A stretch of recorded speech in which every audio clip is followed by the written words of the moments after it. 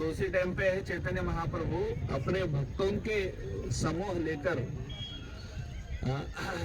प्रभात फेरी में निकल जाते हैं।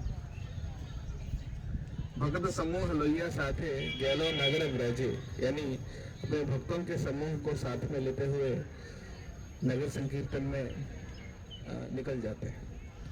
ताथाई ताथाई बाजल खोल, घन घन ताहे झांझेर रोल।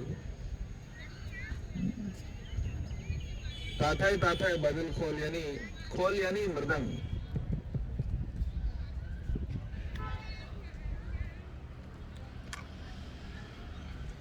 हरे कृष्ण हरे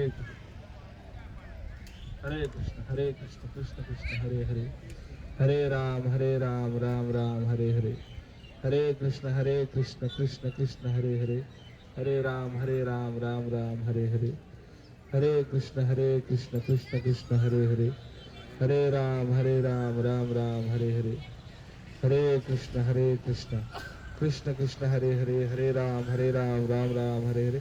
वहां तक आवाज आ रही है सबको? ठीक है। तो खोल का मतलब मृदंग होता है।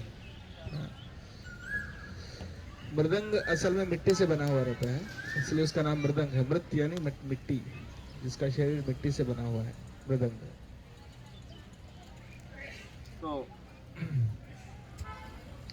तो ताथाय बाजल खोल, घन घन ताहे झांझर रोल, यानी ये जो खोल है ये ताथाय ताथाय बज रहा है, और जो झांझा है वो भी, झांझा का मतलब क्या होता है? बड़ा जो करताल होता है वो भी बज रहा है। और ये सारे वाद्य यंत्रों के बीच में प्रेमे ढल ढल सोनार अंग, चैतन्य महाप्रभु के जो सुनहरे जो शरीर है, प्रेम से वो नाच रहे हैं। और चरणे नूपुर बाजे, उनके चरण में नूपुर भी बज रहे हैं। ये कब की बात है? हाँ जी, सुबह उनके सन्यास लेने से पहले। अभी तो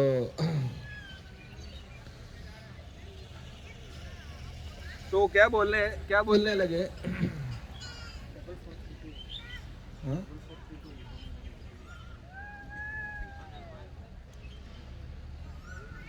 वो बोलने लगे कि मुकुंद माधव यादव हरि, भले न बोलो रे वदन भरी। मुकुंद माधव यादव हरि, हाँ, और इस तरह से भगवान का नाम लो। मिछे निदा बसे गैलो रे राती, दिवास शरीर साजे। बोल रहे हैं कि आपके रात जो है बेकार में नींद में चला गया, और दिन जो है शरीर को सजाने में चला गया। हाँ, मिछे निदा बसे, निद्रा के वश में रात बीत गया, और दिन जो है शरीर को सजाने में। उसके बाद बोलते हैं, हेमोन दुर्लभ मानव देह, पाइया की करो भावना के हो। इतना दुर्लभ मनुष्य जीवन प्राप्त किए हो। ये सब कौन किसको कह रहे हैं? कौन किसको कह रहे हैं? हाँ? भक्तिविनोद ठाकुर कह रहे हैं, चैतन्य महाप्रभु कह रहे हैं। किसको कह रहे हैं? जीवों को कह रहे हैं। कौन से बद्ध जीव? हम लोग को कह रहे हैं। सही है। नगर संकीर्तन में जा रहे हैं ना, सुबह सुबह प्रभात फेरी में कीर्तन चल रहा है, और साथ में चैतन्य महाप्रभु सबको समझा रहे हैं ये बात। जैसे नगर संकीर्तन चल रहे हैं, सबको बताते हुए जा रहे हैं ये सब बातें। हेमन दुर्लभ मानव देहो, पाइया की करो भावना के हो। इतना दुर्लभ मनुष्य शरीर प्राप्त किए हो, प्राप्त करके क्या कर रहे हो? भगवान की भक्ति नहीं कर रहे हो। एबे न भजले यशोदा सुता, चरमे पुरिवे लाजे। अगर यशोदा सुत कौन? कृष्ण को अभी भजन नहीं करोगे तो चरमे पुरिवे लाजे, यानी चरम में, यानी मृत्यु के समय पर आप लज्जा में पड़ जाओगे, यानी लज्जित हो जाओगे, शर्मिंदे हो जाओगे कि जिंदगी तो गुजर गया लेकिन मैंने भगवान का भजन नहीं किया। उसके बाद उदित तपना होइले अस्ता, दिन केलो बोली होइबे व्यस्त। तपन यानी सूरज, सूरज उगता है और अस्त हो जाता है, इस तरह दिन चला जाता है। दिन चला गया बोल के हम एक एक दिन हमारा आयु से घटते जा रहा है, और दिन खत्म हो जाएगा बोल के हम व्यस्त हो जाते हैं, है ना। तबे कहनो ये भी आलस होए ना भजे हृदय राजे। तो फिर आप क्यों आलसी हो रहे हो? हाँ, सूरज उगते और अस्त होते आपके आयु से एक एक दिन खत्म कर रहा है, तो आप क्यों आलसी हो रहे हो? और ना भजे हृदय राजा, हृदय का जो राजा है भगवान कृष्ण है, उनका भजन क्यों नहीं कर रहे हो? जीवन अनित्य जानहु सार, ताहे नानाविध विपद भार। ये जीवन जो है अनित्य है, यही सार है, इसको समझ लो। जीवन अनित्य है, और उसमें भी जितने दिन आप रहोगे उतने भी ताहे नानाविध विपद भार, उसमें भी कई प्रकार के विपत्ति है, दुख है, कष्ट है, क्लेश है। ताहे नानाविध विपद भार, नामाश्रय करी जतने तुम्हें थाको हो आपन काजे। नाम का आश्रय लेकर, कैसे लेना है? यतने यानी यत्न पूर्वक लेना है। ऐसा नहीं कि कैजुअली हरे कृष्ण कृष्ण कृष्ण हरे हरे, हरे राम राम राम हरे हरे, हरे कृष्ण कृष्ण कृष्ण हरे हरे। मोबाइल में क्या चल रहा है, व्हाट्सएप क्या मैसेज आया है, हरे कृष्ण कृष्ण कृष्ण। प्रसाद में क्या बन रहा है, हाँ, हरे कृष्ण कृष्ण। अरे मच्छर बहुत है, हरे कृष्ण कृष्ण कृष्ण। अरे मार्केटिंग में क्या खरीदना है, हाँ, हरे कृष्ण कृष्ण कृष्ण। यहाँ लोग चावल ज्यादा खाते हैं तो ऐसा कैजुअली नहीं है कि नहीं, हाँ? यतने यानी बहुत हार्ड वर्क, मतलब बहुत मेहनत से आपको नाम का आश्रय लेना है। नामाश्रय करी जतने तुम्हें ठाको हो अपन काजे। ऐसा नहीं कि अपना काम धंधे छोड़ देना चाहिए, आप अपने काम में रहो, अपने काम करते रहो, अपने काम में जो भी आपके स्वधर्म है, जो भी आपका ऑक्यूपेशन है, उसमें आप करते रहो। उसके बाद बोले जीवेर कल्याण साधन काम, जगत आसे मधुर नाम। तो जीवों का कल्याण करने के लिए, जीवन का उद्धार करने के लिए, हाँ, जीवों का भलाई करने के लिए इस दुनिया में आया है ये भगवान का मधुर नाम। भगवान का मधुर नाम जीवों का उद्धार करने के लिए आया है, हाँ। अविद्या तिमिर तपन रूपे हृद गगने विराजी। ये अविद्या रूपी जो अंधकार है हमारे हृदय में, हृदय रूपी आकाश में, हृदय के आकाश में अंधेरा छाया हुआ है। उस अंधेरे को दूर करने के लिए सूरज के समान उगा है। क्या उगा है? ये हरिनाम हमारे हृदय रूपी आकाश में अंधेरे को दूर करने के लिए सूरज के समान वो प्रकाशित हो रहा है। कृष्ण नाम सुधा करिया पान, जुड़ाओ भक्ति विनोद प्राण। भक्ति विनोद ठाकुर कह रहे, अब ये लाइन भक्ति विनोद ठाकुर कह रहे, हाँ, यहाँ तक तो चैतन्य महाप्रभु सबको कह रहे थे, तो भक्ति विनोद ठाकुर कह रहे हैं कि कृष्ण नाम का जो सुधा है, जो सुधा यानी अमृत, हाँ, को पान करके भक्ति विनोद ठाकुर का प्राण को आनंद दीजिए। आप मुझे आनंद दीजिए, आप कृष्ण नाम का सुधा, कृष्ण नाम का अमृत पान करके जो है वो हमको आनंद दीजिए, हमारी प्राण को आनंद दीजिए। नाम बिना किछु नहीं को आरो 14 भुवन माझे। 14 भुवन में, 14 लोकों में हरिनाम के अलावा और कुछ भी नहीं है आपको उद्धार करने के लिए। तो हरिनाम के अलावा और कुछ भी नहीं है, तो इसीलिए इसको लीजिए। तो चैतन्य महाप्रभु जब भी जहां भी प्रचार किए, उन्होंने भगवान कृष्ण का ही नाम उच्चारण करने के लिए। कुछ लोगों को ऐसा संदेह होता है क्या चैतन्य महाप्रभु स्वयं असल में भगवान कृष्ण थे? वो असल में उनके अवतार थे? इसको विश्वास करने के लिए कुछ लोगों को दिक्कत होती है। असल में चैतन्य महाप्रभु कृष्ण के अवतार है, कैसे माने? और क्योंकि ऐसा बहुत सारे लोग कहते हैं कि हम भगवान के अवतार हैं, ऐसे कहने वाले बहुत हैं। हमारे भारत में भी कई सारे ऐसे संप्रदाय हैं जिनके आचार्यों को वो भगवान के अवतार मानते हैं। जैसे एक स्वामीनारायण संप्रदाय है, वो भी कहते हैं उनके जो ओरिजिनल गुरु वो भगवान के अवतार हैं। ऐसे ऐसे बहुत सारे, हाँ। और बहुत सारे बाबा हैं, आजकल भी बहुत सारे ऐसे बाबा हैं जो बोलते हैं कि हमारे गुरु, उनके शिष्य बोलते हैं कि हमारे गुरु कौन है? भगवान के अवतार है।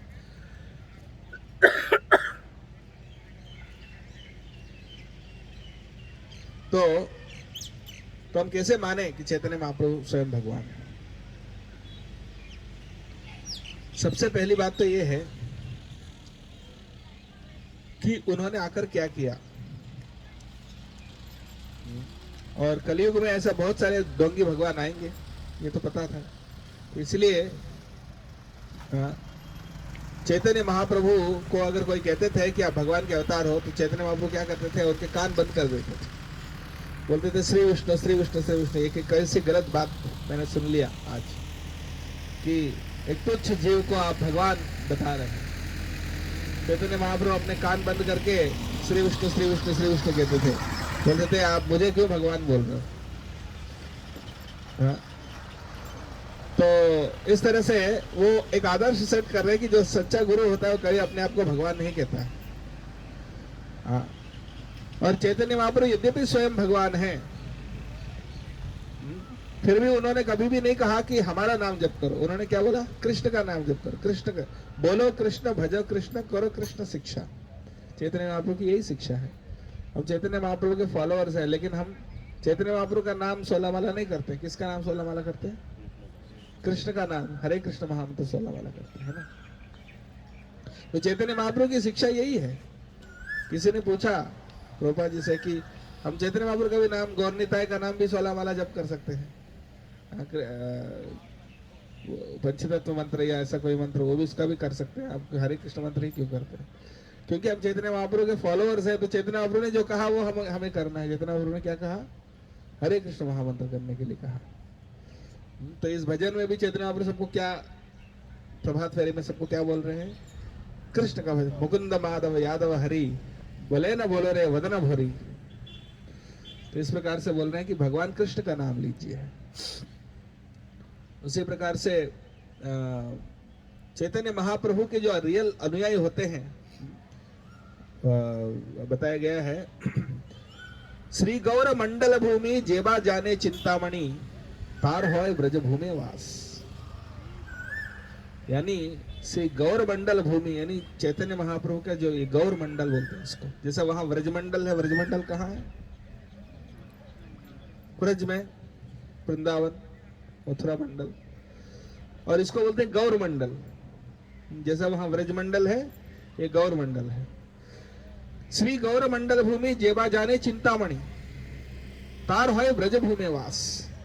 जो समझ जाते हैं कि ये गौर मंडल जो है ये भी व्रजमंडल से अलग नहीं है, व्रजमंडल ही है ये भी, जो ऐसे समझ जाते हैं उनका व्रजभूमि में वास हो जाता है, वो व्रजभूमि में जाने लायक हो जाता है। तो चैतन्य महाप्रभु आकर क्या किए? कृष्ण भक्ति का प्रचार किए। लेकिन कुछ कुछ भक्त जो उनके अंतरंगिक पार्षद हैं, वो तो समझ गए, वो तो जानते थे कि स्वयं कृष्ण है। उनको कई बार फंसा दिए थे। तो एक बार डिस्कशन, एक बार चर्चा चल रही थी, रामानंद राय और चैतन्य महाप्रभु के बीच में संवाद। तो रामानंद राय कह रहे थे कि भगवान के अवतार कब कब है, क्योंकि रामानंद राय से चैतन्य महाप्रभु सुनते थे। चैतन्य महाप्रभु रामानंद राय से प्रश्न करते थे भक्ति के बारे में, और रामानंद राय बोलते थे। यद्यपि वो उनके शिष्य हैं, पर उनको बहुत सम्मान करते थे क्योंकि वो बहुत बड़े ज्ञानी थे रामानंद राय, और बहुत उन्नत भक्त भी थे। तो रामानंद राय से प्रश्न पूछते थे चैतन्य महाप्रभु, और रामानंद राय जब उत्तर देते थे महाप्रभु खुद सुनते थे। तो उनसे पूछे थे कि भगवान के अवतार कब कब होते हैं। हाँ, भगवान के अवतार चारों युग में होते हैं। सत्ययुग में हंस अवतार, त्रेता युग में रक्त अवतार, रक्त वर्ण में वराह, फिर उसके बाद द्वापर युग में कृष्ण, और कलयुग में चैतन्य महाप्रभु गौर अवतार वहां पर आ गया। तो तब वो बोलने लगे कि ये जो गौर अवतार है वो आप स्वयं हो, वो कलयुग में संकीर्तन आरंभ करने के लिए आए हो। तो तब चैतन्य महाप्रभु कहने लगे आप ज्यादा चतुराई मत दिखाओ, आगे बढ़ो। तो इस तरीके से उन्होंने, उनको ना भी नहीं कह सकते थे, कैसे कहेंगे, तो सच है। तो इस प्रकार से कई जगह पर, और उन्होंने कुछ अंतरंगिक पार्षद को उनका स्वयं जो रूप है, श्री कृष्ण चैतन्य राधा कृष्ण नाहे अन्य, यानी श्री कृष्ण चैतन्य कौन है, राधा और कृष्ण है, और कोई अन्य नहीं है, ये उन्होंने कुछ पार्षदों को दिखाई। जैसे प्रकाश आनंद, रामानंद राय के सामने भी उन्होंने प्रकाशित किया। और यहाँ नवद्वीप में भी महाप्रकाश लीला होता था। महाप्रकाश लीला श्रीवास ठाकुर के घर में महाप्रकाश लीला जब करते थे, तब वो स्वयं भगवान के जो सिंहासन है वहां बैठ जाते थे, और वो अपने जो कृष्ण का स्वरूप है वो सबको दर्शन देते थे, सभी भक्तों को, और सबका मनोवांछित इच्छा पूरी करते थे। ऐसा कुछ रेयर केसेस में उन्होंने दिखाया, लेकिन साधारण रूप से कोई भी उनको ऐसा बोलते थे अगर कि आप भगवान हो, तो मना कर देते कि, और इनफैक्ट कान बंद करके श्री विष्णु श्री विष्णु श्री विष्णु कहते थे। तो क्योंकि इस अवतार में भगवान आए जरूर थे, लेकिन वो भगवान बनकर नहीं आए। क्या बनकर आए? भक्त बनकर आए। तो एक आदर्श भक्त कैसा होना चाहिए, वही दिखाने के लिए आए। तो इसलिए ये चैतन्य महाप्रभु का अवतार का ये रहस्य है। तो कल हमने कुछ लीलाएं चर्चा की थी, आज कुछ और लीलाएं चर्चा करेंगे, मुख्य जो है चैतन्य महाप्रभु के जीवन से। तो जैसे मैंने कहा, चैतन्य महाप्रभु ने संन्यास लिया, उसके बाद जगन्नाथपुरी गए, वहां तक हमने कल चर्चा किया था। उसके बाद चैतन्य महाप्रभु वृंदावन यात्रा दोबारा सेकंड टाइम अटेम्प्ट कर रहे थे। पहले फर्स्ट अटेम्प्ट में तो उनके वृंदावन यात्रा को तो फेल कर दिया ना नित्यानंद प्रभु ने। तो उनको घुमा के फिर शांतिपुर ले आए। और असल में शास्त्र बताते हैं कि चैतन्य महाप्रभु तो स्वयं भगवान सब जानते थे, पर वो भक्तों को मिलने का भी उनका अंदर इच्छा थी, तो इसलिए इस तरह की लीला की। तो जब शांतिपुर में उन्होंने अपनी माता, सच्ची माता से मिला, तो उन्होंने कहा कि मैं कहीं नहीं जाऊंगा, आपके साथ रह जाऊंगा। तो सच्ची माता ने कहा नहीं, आप संन्यास लिए हो तो उसको पालन करो बस, लेकिन बहुत ज्यादा दूर मत रहो, जगन्नाथपुरी में रहो, ताकि आपका खबर हमको आता रहे। तो जगन्नाथपुरी में वो रहे। उसके बाद फिर से वृंदावन यात्रा जाने के लिए निश्चय किए। और लेकिन जब भी चैतन्य महाप्रभु निकलते थे, उनके साथ हजारों लोगों का भीड़ निकलता था। तो फिर चैतन्य महाप्रभु को अच्छा नहीं लगता था कि वो अकेले जाना चाहते थे। तो फिर वो जैसे निकले तो रास्ते में एक जगह पड़ता था रामकेली बोल के। इस बीच में क्या हुआ, वहां के मतलब यहाँ बंगाल के जो राजा हुसैन शाह के उनके राज्य में एक प्रधानमंत्री थे और एक वित्त मंत्री थे। उनका नाम था रूप गोस्वामी, सनातन गोस्वामी। वैसे नवाब हुसैन शाह ने उनका नाम कर दिया था, मुस्लिम नाम दिए थे उनको, साकर मलिक और एक और क्या, दाबिर खास और साकर मलिक, ऐसा नाम दिए थे उनको। दोनों भाई थे, एक्चुअली वो 3 भाई थे, और अनुपम बोल के उनका छोटा भाई था, अनुपम श्री वल्लभ। तो ये दबीर खास साकर मलिक, वो तो असल में ब्राह्मण परिवार के थे, और वो बहुत बड़े विद्वान भी थे, और उन्होंने सुना था चैतन्य महाप्रभु के बारे में, और उनकी बहुत तीव्र इच्छा थी कि हम चैतन्य महाप्रभु की उनकी सेवा करें और उनके मार्ग में चले, उनके पास जाएं। लेकिन वो संभव नहीं होता था, क्योंकि वो सरकारी नौकरी में थे, और वो भी सबसे ऊंचे पद पे थे। प्रधानमंत्री कौन होता है? राजा के बाद जो सबसे मेन स्थान वही होता है, प्रधानमंत्री, फिर उसके बाद वित्त मंत्री, फाइनेंस, जो सबसे बड़े दो पद है। और वो भी उस समय पर बंगाल पूरे भारत के सबसे समृद्ध राज्य था, क्योंकि इसलिए तो जो अंग्रेज जब आए थे भारत में, सबसे पहले कहाँ उनने बेस बनाया था? कलकत्ता में। ईस्ट इंडिया कंपनी जो स्टार्ट हुआ था कलकत्ता में स्टार्ट हुआ था। और रॉबर्ट क्लाइव जो पहला गवर्नर जनरल था, उन्होंने गिना कि जितने इंसान थे उससे 10 गुने गाय थे।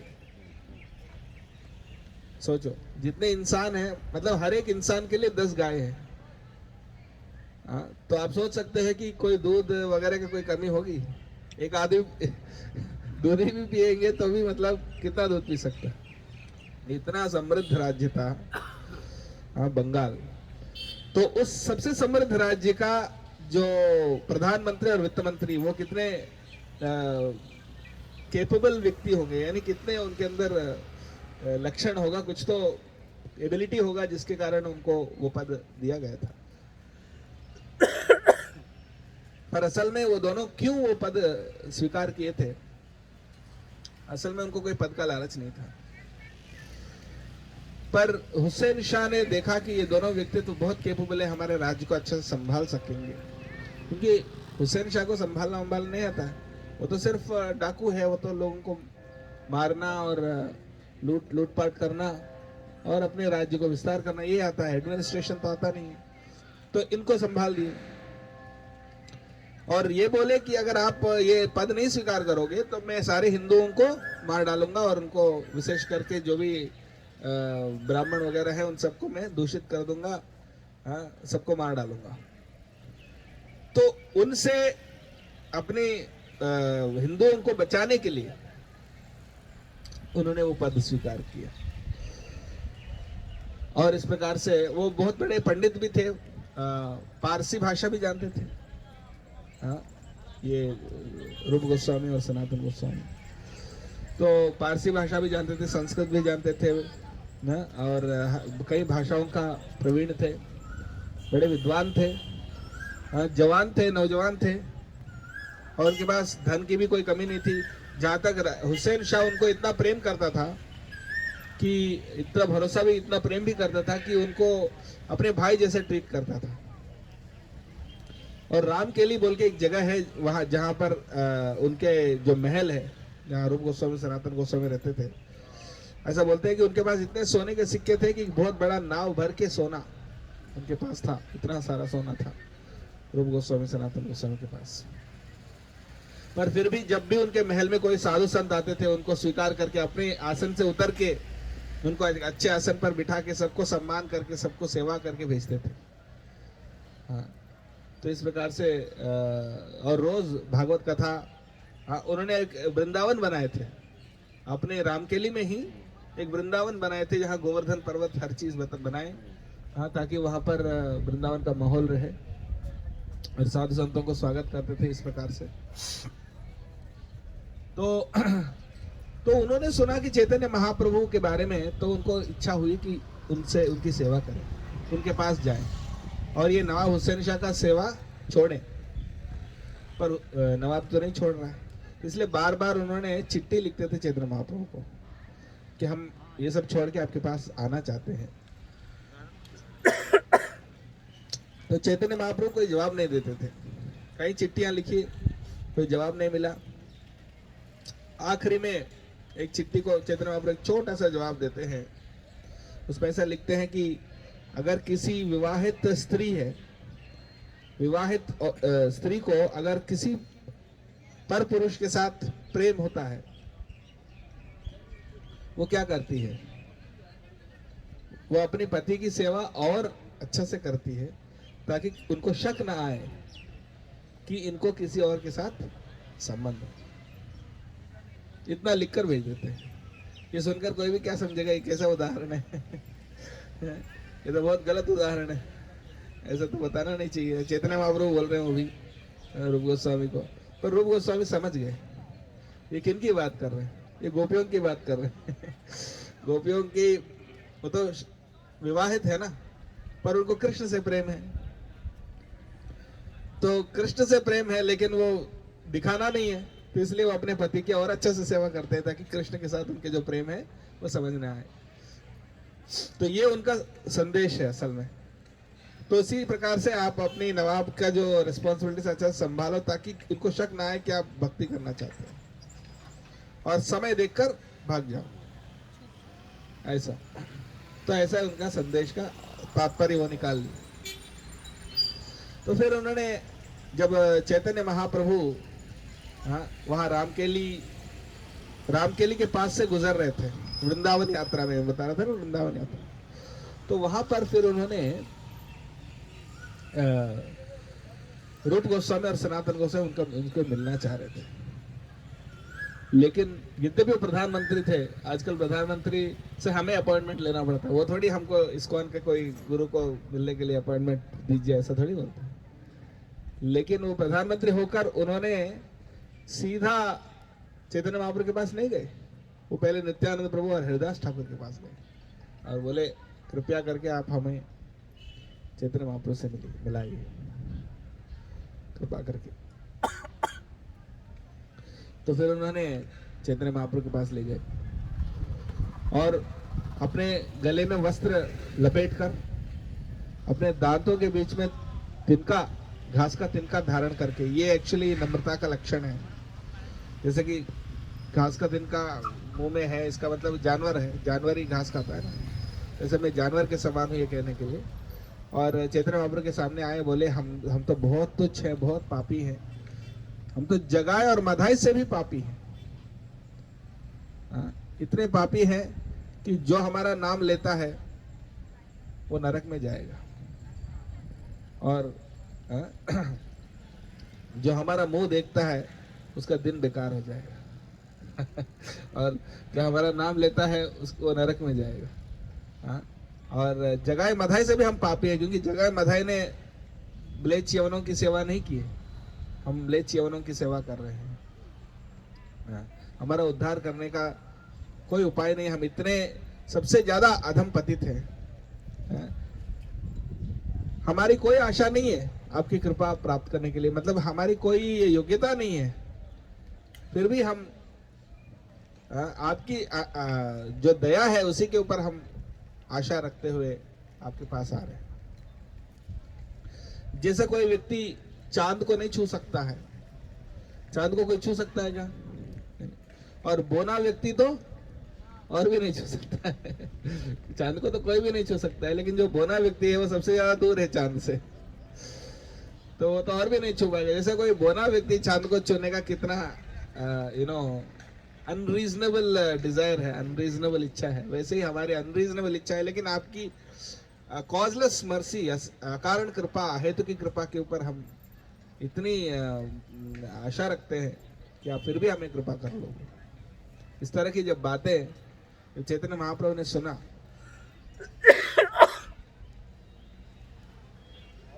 तो उनका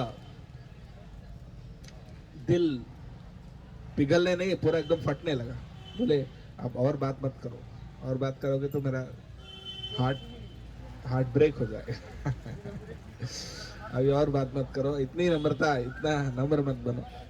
मतलब चैतन्य महाप्रभु का हृदय पिघल गया था उनकी नम्रता देखकर, यद्यपि वो इतने योग्य थे। फिर उन्होंने उनको आश्रय दिया, और फिर उसके बाद सबसे पहले तो रूप गोस्वामी निकल गए थे और चैतन्य महाप्रभु को ज्वाइन कर लिए थे वहाँ पर वृंदावन में। और सबसे पहले तो वो जगन्नाथपुरी गए थे, चैतन्य महाप्रभु से कुछ संग लिए थे कुछ दिन का। फिर उसके बाद चैतन्य महाप्रभु ने रूप गोस्वामी को वृंदावन भेजे कि वहीं रहो, वहाँ कृष्ण का लीला स्थली जो है वो सब आविष्कार करो कि कहाँ कहाँ कौन से लीला कृष्ण ने किया, और वहाँ ग्रंथ रचना करो कृष्ण की लीला के बारे में। और उसके अलावा क्या कहते हैं, आदर्श वैष्णव सदाचार क्या होता है ये दिखाओ, ये सिखाओ सबको। इस प्रकार से कई सारे इंस्ट्रक्शंस दिए थे। फिर सनातन गोस्वामी अकेले फंस गए थे वहां पर हुसैन शाह के साथ, और वो तो छोड़ना ही नहीं चाह रहे थे। एक तो चला गया, दूसरा भी जाएगा तो कैसे होगा यार। तो फिर वो बीमार होने का सिक लीव दिए थे और बोले हम बीमार हैं, बहुत दिन बीमार हैं, आए ही नहीं। तो राजा ने अपने खुद के जो वैद्य है उनको भेजा, चेक करो क्या हुआ। तो वैद्य तो देखे, बोले कुछ गड़बड़ नहीं, सब सब सही है। भागवत कथा चल रही है उनके घर में तो तो हुसैन शाह गए और बोले ये क्या नाटक चल रहा है। तो उनने बोला हम आपकी सेवा अभी और ज्यादा नहीं कर पाएंगे। तो बोले अभी आप नहीं करोगे तो कैसा, अभी तो मुझे युद्ध करने जाना है उड़ीसा के राजा से। उड़ीसा के राजा से युद्ध करने जाना है, आप सहायता नहीं करोगे तो कैसे चलेगा। तो बोले तब तो और भी सेवा नहीं कर पाऊंगा, क्योंकि उड़ीसा के राजा तो भक्त है, वैष्णव है, आप उनके साथ युद्ध करोगे तो मैं आपको कैसे असिस्ट कर पाऊंगा, नहीं कर पाऊंगा। तो ये सुनकर उनको बहुत गुस्सा आया, बोले इनको कारावास में डाल दो।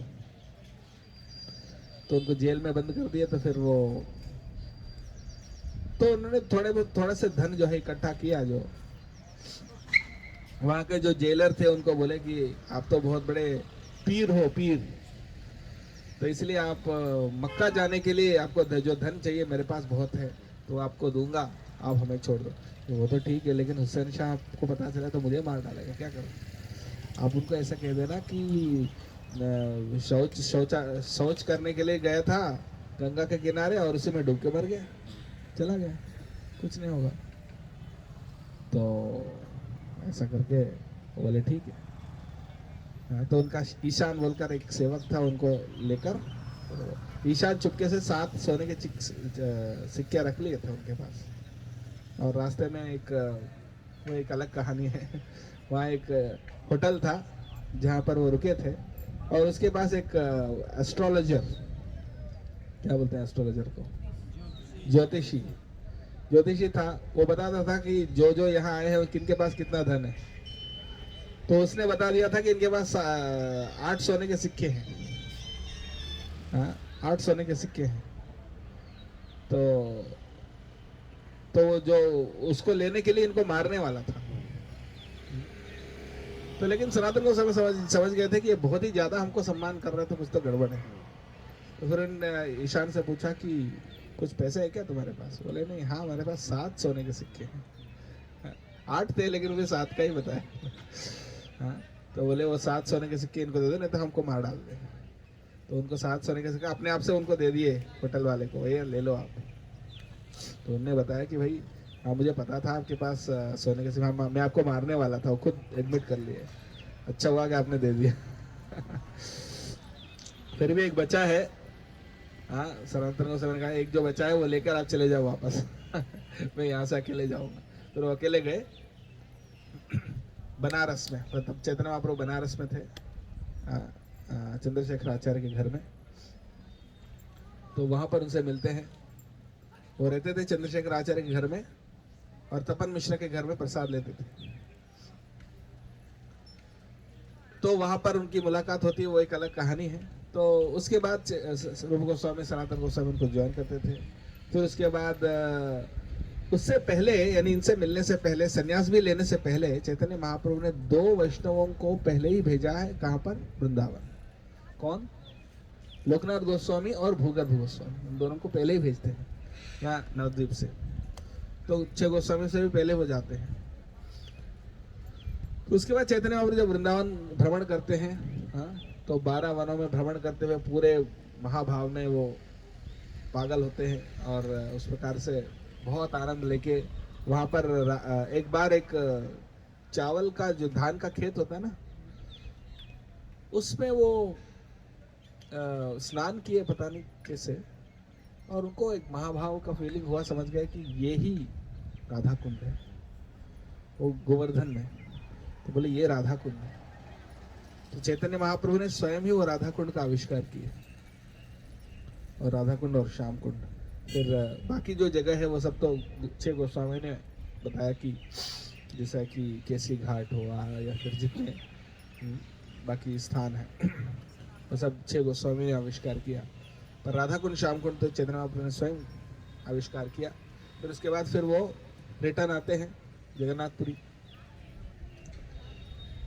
और एक और चैतन्य महाप्रभु की जीवन में बहुत बड़ा एक यात्रा है, कौन सा? दक्षिण भारत की यात्रा। दक्षिण भारत की यात्रा में जब जाते हैं, वहां पर वासुदेव नाम का एक भक्त थे। तो वासुदेव नाम के जो भक्त, वो उनको कोढ़ रोग था, यानी कोढ़ होता है ना, लेप्रेसी। तो कोढ़ रोग के कारण वो बहुत ग्रसित थे, बहुत दुखी थे। लेकिन वो इतने भक्त थे कि कोढ़ रोग से उनका कोई चिंता ही नहीं था।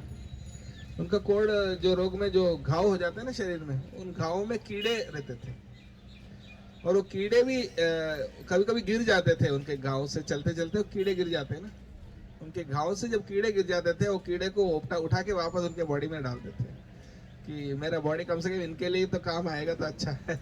ऐसा इतने ही हम्बल थे वो। तो जब चैतन्य महाप्रभु उस गांव में गए थे, क्योंकि कोढ़ रोग था तो इसलिए सिटी में नहीं, वो तो क्या बोलते हैं, फैलती है ना, वो क्या बोलते हैं उसको, हाँ, कंटेजियस डिसीज है, तो इसलिए वो शहर से थोड़ा दूर रहते थे। तो उस गांव में जब चैतन्य महाप्रभु आए तो इनको भी बहुत उत्साह हुआ था चैतन्य महाप्रभु के दर्शन करें। पर जब तक वो पहुंचे, चैतन्य महाप्रभु वहां से निकल चुके थे और वो बहुत दुखी हो गए, रोने लगे। और चैतन्य महाप्रभु समझ गए कि मतलब वो तो भगवान है कि ये दुखी हो गए। तो फिर उनको देखने के लिए फिर वापस आते थे। वापस आकर सिर्फ उनको दर्शन ही नहीं देते, उनको गले लगाते हैं। हाँ? उनको गले लगाते हैं, और उससे क्या होता है, उनका जो कोढ़ रोग वाला जो शरीर है ना, वो पूरा बदल जाता है, एकदम सुनहरा सुंदर सा रूप बन जाता है उनका। और फिर जो बोलते हैं पहले ही अच्छा था, क्योंकि उसमें तो मुझे घमंड नहीं होने का सवाल नहीं, अभी तो इतना अच्छा रूप है तो उससे घमंड हो सकता है मेरा। तो बोला मेरे भजन करते रहो, कोई घमंड नहीं आएगा। तो फिर उसके बाद वहाँ उनको दर्शन देकर इस तरह से वहां से निकल जाते हैं। तो इसके साथ लिंक है महाराज प्रतापरुद्र के साथ। प्रतापरुद्र जो उड़ीसा के राजा थे। प्रतापरुद्र तो पहले मानते तो थे कि चैतन्य महाप्रभु बहुत बड़े संत हैं, भक्त हैं, पर वो ये नहीं मान पाते थे कि ये भगवान है। हाँ, भक्त हैं ये तो हम मान सकते हैं, लेकिन भगवान है मुश्किल है, कैसे मानेंगे। लेकिन जब उन्होंने ये सुना कि जो कोढ़ रोग वाले व्यक्ति को उन्होंने गले लगाकर उनको ठीक किए, तो उन्होंने कहा कि कोढ़ रोग वाले को ठीक करने वाले संत भी बहुत देखा मैंने, लेकिन किसी को नहीं देखा कि कोढ़ रोग वाले को गले लगाए।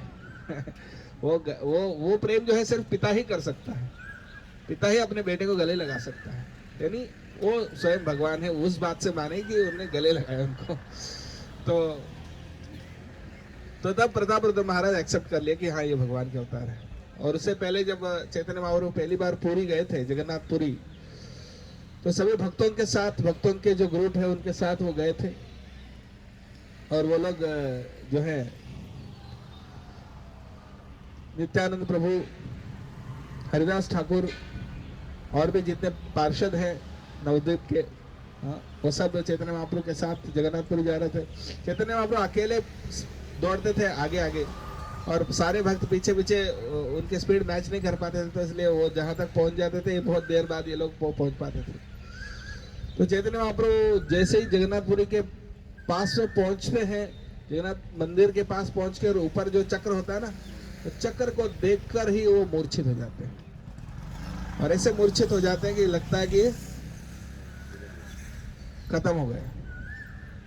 तो वहां के जो पंडित हैं सार्वभौम भट्टाचार्य, सार्वभौम भट्टाचार्य को बुलाते हैं, भैया देखो क्या हुआ। तो उन्होंने, वो बहुत बड़े विद्वान थे सार्वभौम भट्टाचार्य, उस समय पर इतने बड़े विद्वान थे कि सन्यासियों को भी वो शिक्षा देते थे। पूरे भारत से सन्यासी लोग आते थे उनसे शिक्षा ग्रहण करने के लिए, और मायावादी सिद्धांत के लिए बहुत बड़े गुरु थे, यानी शंकराचार्य के जो सिद्धांत जो निराकारवाद है उसका। और उसके पीछे एक और छोटी सी चरित्र है चैतन्य महाप्रभु के गुरु है ईश्वरपुरी, उनके गुरु है माधवेंद्रपुरी, और माधवेंद्रपुरी के गुरु लक्ष्मीपति तीर्थ और उनके गुरु थे व्यास तीर्थ। हाँ, व्यास तीर्थ जो कि उडुपी में, दक्षिण भारत में, कर्नाटक में उडुपी क्षेत्र पड़ता है। उडुपी में वो वहाँ के आचार्य थे। तो उस समय पर वैष्णव आचार्यों में श्रेष्ठ मानते थे किनको? व्यास तीर्थ को। पूरे भारत में फेमस थे। उन्होंने बहुत सारे, कृष्णदेव राय है ना, हम्पी के कृष्णदेव राय, जो सबसे बड़ा हिंदू राज्य माना जाता था उस समय का, कृष्णदेव राय के जो गुरु थे वो कौन? व्यास तीर्थ। और हमारे संप्रदाय में भी बहुत कंट्रीब्यूशन रहा उनका। तो व्यास तीर्थ वैष्णव के श्रेष्ठ माने जाते थे। और जो मायावादी सिद्धांत में बहुत बड़े पंडित माने जाते थे कौन? सार्वभौम भट्टाचार्य। तो दोनों के बीच में एक वार्तालाप होता था, डिबेट, तो चिट्ठियों के माध्यम से होता था, क्योंकि वो तो दक्षिण में थे, ये यहाँ उड़ीसा में थे। तो चिट्ठियाँ मतलब एक्सचेंज होते थे कि वैष्णव सिद्धांत का वो और मायावादी सिद्धांत का ये, और एकदम से खंडन करने का ऐसा। फिर चैतन्य महाप्रभु व्यास तीर्थ के सपने में आकर बोलते हैं, आप इनको अभी मत डील करना, हम जल्दी ही अवतार लेंगे, उसके बाद हम डायरेक्टली उनको डील करेंगे। तो उसके बाद व्यास तीर्थ उनको डील करना बंद कर देते हैं। फिर जब सार्वभौम भट्टाचार्य तब तक बहुत बूढ़े हो चुके हैं, चैतन्य महाप्रभु नौजवान हैं, फिर वो मूर्छित हो जाते हैं जगन्नाथ का चक्र देखकर। पर वो इतने बड़े विद्वान समझ गए ये तो ऐसा कोई बीमारी नहीं, ये तो कोई महाभाव का लक्षण है। एक छोटा सा रुई रखते हैं उनके नाक के पास, हल्का सा हिलता है तो समझ जाते हैं कि ये जीवित है। तो अपने घर ले जाते हैं। घर ले जाकर उनको थोड़ा सपरिया करते हैं। फिर वो उनको होश ही नहीं आता है। फिर वो जो पीछे पीछे से जो नित्यानंद प्रभु और जो बाकी भक्त आए हैं वो पता करते कहाँ है चैतन्य महाप्रभु। हाँ अच्छा, वो जो मूर्छित हो गए वो उनके घर गए, सार्वभौम भट्टाचार्य के घर। वो लोग भी आते हैं और वहाँ पर जोर जोर से कीर्तन करने लगते हैं। तो उस कीर्तन सुन के फिर धीरे चैतन्य महाप्रभु धीरे से होश में आते हैं। और तो तब सार्वभौम भट्टाचार्य को पता चलता है कि ये तो सन्यासी हैं, ऐसा ऐसा है, महाभाव का लक्षण है, यानी बहुत बड़े भक्त हैं। लेकिन सार्वभौम भट्टाचार्य को लगता है कि फिर भी इनको क्या है, ज्ञान की कमी है, क्योंकि अभी यंग है तो बहुत ज़्यादा नॉलेज नहीं है इनके पास। तो इसीलिए ऐसे भावुकता में कीर्तन कर रहे हैं। उनका ऐसा कंसेप्शन रहता है ना कि जिनको ज्ञान प्राप्त करने की क्षमता नहीं है वही भजन करते हैं, ऐसा कुछ आइडिया है कि मतलब जिनको, जो वेद नहीं पढ़ सकते, उपनिषद नहीं पढ़ सकते हैं, जो वेदांत की मतलब डीप फिलॉसफी में नहीं जा सकते हैं, वही क्या करते हैं, भजन कीर्तन करते हैं। तो और कुछ कर नहीं पाएंगे। इसीलिए हाँ, ऐसे कभी कभी हम सोचते थे कि मैं भी पहले ऐसे सोचता था इस्कॉन में आने से पहले, कि भैया जो उपनिषद वेद पुराण वेद इत्यादि नहीं पढ़ सकते हैं उनके लिए पुराण है, क्योंकि कहानियां समझते हैं लोग, तो इसलिए कहानी के रूप में बताया गया है। तो ऐसा ही सोचते थे कि इनको ज्ञान नहीं है। लेकिन ये यंग सन्यासी बहुत जवान है, अगर इसको ज्ञान नहीं रहेगा तो टिक नहीं पाएगा सन्यास आश्रम, इसलिए हम इनको ज्ञान देंगे। तो उनको बताया मैं आपको अच्छे से वेदांत का दर्शन पढ़ाता हूँ, मैं बड़े बड़े सन्यासियों को पढ़ाता हूँ, आपको मैं फ्री में पढ़ाऊंगा, आप आप रहो और सुनो। और जैसे मैंने कल बताया था, उनको ऊपर बिठाए सन्यासी के इज्जत देते हुए, वो खुद नीचे बैठे और उनको सिखाने लगे। 7 दिन लगातार बोलते रहे। चैतन्य महाप्रभु कुछ नहीं, कोई जवाब नहीं, कुछ ऐसे ही देखते रहे। बोले 7 दिन से बोल रहा हूँ, कुछ समझ में नहीं आ रहा है कि आप कुछ जवाब नहीं दे रहे हो, कहाँ तक समझ में आ रहा है कि नहीं आ रहा है। तो बोले वेदांत तो मुझे अच्छा से समझ में आ रहा है, लेकिन आपका भाष्य बिल्कुल समझ में नहीं। तो सूत्र को समझाने के लिए भाष्य होता है, आपको भाष्य समझ में आ रहा है लेकिन सूत्र समझ में ऐसे कैसे। बोले सूरज तो क्लियर दिख रहा है, लेकिन बादल जैसे उसको ढक दे रहे, वो वेदांत सूत्र सूरज जैसा है और उसके ऊपर जो आपकी भाष्य है वो उसको ढक दे रहा है, उसका रियल मीनिंग समझ में नहीं आ रहा मुझे। तो फिर आपका भाष्य क्या है? फिर उन्होंने अपनी व्याख्या दी है। तो तब वो सब सुन के फिर सार्वभौम भट्टाचार्य भी प्रभावित हो जाते हैं। सार्वभौम भट्टाचार्य तब जाकर वो भक्त बन जाते हैं, जो पहले उनके अंदर वो नहीं था। फिर उनके अंदर इतनी भक्ति के भाव धीरे धीरे करके, पहले तो वो समुद्र में हाँ जी डाला जाता है, समुद्र चैतन्य महाप्रभु नहीं, तो धीरे धीरे वो इतने अच्छे भक्त हो जाते हैं, सार्वभौम भट्टाचार्य इतने चैतन्य महाप्रभु के भक्त हो जाते हैं कि वहां पर श्रीमद् भागवत का एक श्लोक होता है, जीवेत यो मुक्ति पदे सदाय भाग, कौन सा? तत्तेऽनुकंपां सुसमीक्षमाणां पुंजान एवात्मकृतं विपाकम हृद्वाग वपुर्भिर्विदधन् नमस्ते जीवेत यो मुक्ति पदे सदाय भाग। ये भागवतम का श्लोक है कि जो अपने कर्मफल को भोगते रहता है, कितना भी कष्ट हो सहन करते रहता है, अपने कर्मफल को भोगते हुए भगवान की कृपा का आशा करते हुए, उसके लिए प्रतीक्षा करते हुए,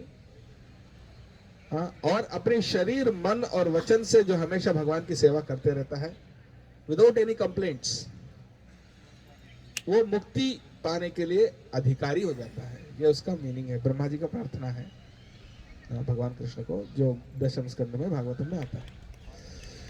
तो ये श्लोक जो है जब सार्वभौम भट्टाचार्य इस श्लोक को उद्धृत करने लगे तो उन्होंने कहा कि या मुझे लगता है कि मुक्ति पदे नहीं होना चाहिए, भक्ति पदे होना चाहिए। कि यानी मुक्ति से बड़ा क्या है? भक्ति है। भक्ति बड़ा है कि मुक्ति बड़ा है? भक्ति बड़ी है। पहले तो वो सोचते थे कि मुक्ति बड़ी है, तो अब वो समझ गए कि मुक्ति से भी भक्ति बड़ी है, तो इसलिए हम मुक्ति पदे नहीं होना चाहिए, भक्ति पदे होना चाहिए। तो चैतन्य और ने बोला नहीं, जो भागवतम में लिखा वही सही है, मुक्ति पदे सही है। क्यों? क्योंकि भक्ति तो हम करते हैं, लेकिन भगवान के चरण का आश्रय लेने से हमको क्या मिलता है? भगवान से मुक्ति मिलती है। भगवान के चरण का आश्रय जो भी लेते हैं वो मुक्त हो जाते हैं भौतिक संसार से। तो शब्द सही है। तो इस प्रकार से, और सार्वभौम भट्टाचार्य जब वैष्णव बन गए, प्रताप रुद्र भी महाराज भक्त बन गए। देखिए कैसे कैसे लोगों को चैतन्य महाप्रभु ने भक्ति मार्ग में लाए। एक रूप गोस्वामी, सनातन गोस्वामी जो प्रधानमंत्री वित्त मंत्री थे, और एक राजा प्रताप रुद्र जो उड़ीसा के राजा थे, और उनके गुरु सार्वभौम भट्टाचार्य। और उसके अलावा दक्षिण भारत के भ्रमण में जब गए थे, वहाँ का श्रीरंगम क्षेत्र में वेंकट भट्ट, उनके पुत्र गोपाल भट्ट, उनको बताया बड़े होकर तुम जिसे वो उसी समय पर चैतन्य महाप्रभु के साथ जाना चाह रहे थे। 4 महीने वहाँ रुक के श्रीरंगम में। तो गोपाल छोटा वो बोला मैं आपके साथ चलूंगा। नहीं, आपके माता पिता जब तक जीवित है उनकी सेवा करो, उसके बाद आओ। तो जब माता पिता चले, बहुत साल बीत गए, उस समय पर कोई ईमेल फोन तो था नहीं।